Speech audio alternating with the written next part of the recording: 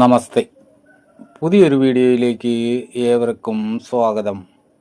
ഇവിടെ പറയുന്നത് ഒരാളുടെ ജാതകത്തിലെ 6-ാം ഭാവാധിപൻ ഓരോ ഭാവങ്ങളിൽ നിന്നാലുള്ള ചില ഫലങ്ങളെ പറ്റിയാണ്. 6-ാം ഭാവം എന്തിനൊക്കെയാണ് സൂചിപ്പിക്കുന്നത്? രോഗം, കള്ളന്മാർ, ശത്രുക്കൾ, കാര്യങ്ങൾക്കെല്ലാം തടസ്സം, കടബാധ്യത, മുറിവ്, ഭയം, മനോദുഃഖം, ആയുധത്താലുള്ള മരണം, ഇതെല്ലാം തന്നെ 6-ാം ഭാവം കൊണ്ടാണ് ചിന്തിക്കുന്നത്. അങ്ങനെയുള്ള ഭാവത്തിൻ്റെ അധിപനായ ഗ്രഹം ജാതകത്തിൽ ഓരോ ഭാവങ്ങളിൽ നിന്നാലുള്ള ചില ഫലങ്ങളാണ് ഇവിടെ പറയുന്നത്. 6-ാം ഭാവാധിപൻ ലഗ്നത്തിലാണ് നിൽക്കുന്നതെങ്കിൽ, ലഗ്നം എന്ന് പറയുമ്പോൾ സ്വന്തം ശരീരത്തെയും ശരീരഘടനയെയും, അതായത് ജാതകന്റെ പേഴ്സണാലിറ്റിയെയും കുറിച്ച് ചിന്തിക്കുന്നതാണ് ലഗ്നം. 6-ാം ഭാവാധിപൻ ലഗ്നത്തിലാണ് നിൽക്കുന്നതെങ്കിൽ അയാൾക്ക് ധനപുഷ്ടി ഉണ്ടാകുമെന്നാണ്.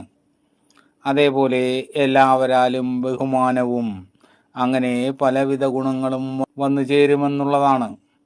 ഇങ്ങനെയൊക്കെയാണെങ്കിലും ജാതകന് സന്താനങ്ങൾ കുറവായിരിക്കും. ചിലപ്പോൾ പുത്രന്മാരുണ്ടാകാനുള്ള സാധ്യത കുറവായിരിക്കുമെന്നാണ്. 6-ാം ഭാവാധിപൻ ധനം, വാക്ക്, വിദ്യ എന്നിവയെ സൂചിപ്പിക്കുന്ന 2-ാം ഭാവത്തിലാണ് നിൽക്കുന്നതെങ്കിൽ അയാൾ വളരെ സാഹസികത ഇഷ്ടപ്പെടുന്നയാളും കുലമഹിമയുള്ളവനും വാഗ്മിത്വമുള്ളയാളുമായിരിക്കും. ചിലപ്പോൾ ഇയാൾക്ക് അന്യനാട്ടിൽ താമസിക്കാൻ എന്ന് പറയുന്നെങ്കിലും അത് ജോലി സംബന്ധമായിട്ടുള്ള കാര്യങ്ങൾക്കോ മറ്റോ ആയിരിക്കാം. 6-ാം ഭാവാധിപൻ സഹോദര സ്ഥാനമായ 3-ാം ഭാവത്തിൽ നിൽക്കുമ്പോൾ ജനിക്കുന്ന ജാതകന് ഒരു കാരണവശാലും ധനത്തിന് കുറവ് വരികയില്ല എന്നതാണ്. അതേപോലെ തന്നെ കള്ളം പറയുന്ന കാര്യത്തിൽ ജാതകൻ മിടുക്കനായിരിക്കും. പലരിൽ നിന്നും നുണ പറഞ്ഞുകൊണ്ട് തന്നെ പണം കടം വാങ്ങുന്ന കാര്യത്തിലും ജാതകൻ മിടുക്കനായിരിക്കും.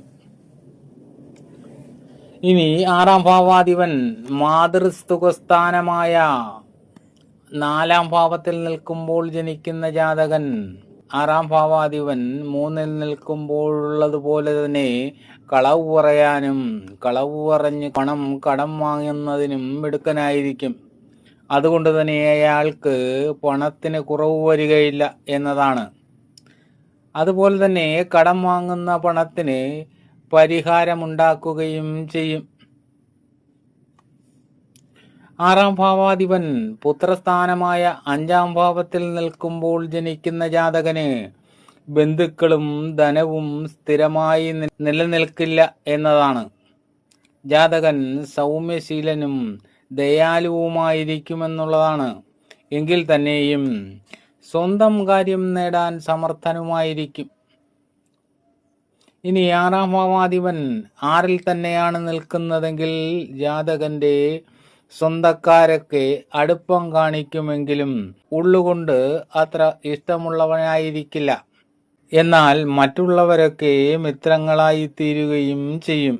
ജാതകൻ ദീർഘായുസുള്ളവനായിരിക്കുമെന്നതാണ്.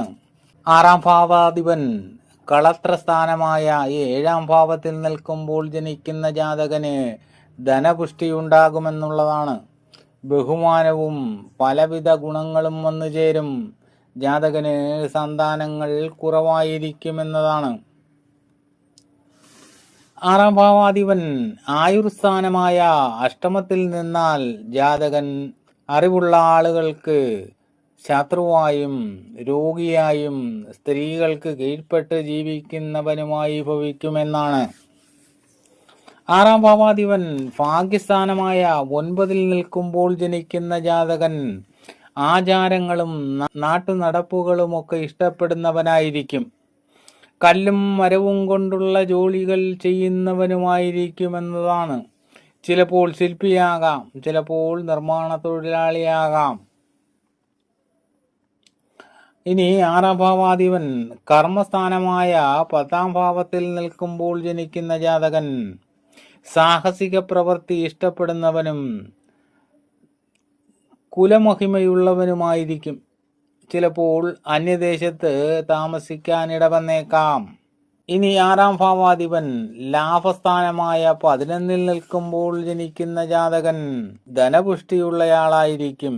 അതേപോലെ എല്ലാവരാലും ബഹുമാനവും അങ്ങനെ പലവിധ ഗുണങ്ങളുമുള്ളയാളായിരിക്കും.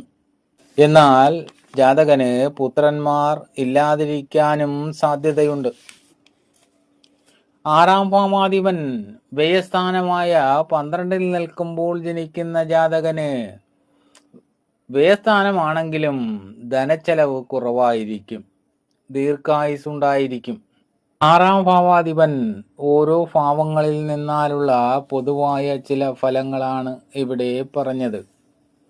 ജാതകത്തിലെ ഗൃഹസ്ഥിതി അനുസരിച്ച് മാറ്റങ്ങൾ വന്നേക്കാം. എല്ലാവർക്കും നന്മകളുണ്ടാകട്ടെ. ആദ്യമായിട്ടാണ് ചാനൽ കാണുന്നതെങ്കിൽ ഒന്ന് സബ്സ്ക്രൈബ് ചെയ്യണേ. വീഡിയോ ഇഷ്ടപ്പെട്ടാൽ ലൈക്ക് ചെയ്യാനും ഷെയർ ചെയ്യാനും മറക്കരുത്. അടുത്ത വീഡിയോ കാണുന്നതുവരെ നിങ്ങൾക്കെൻ്റെ നമസ്കാരം.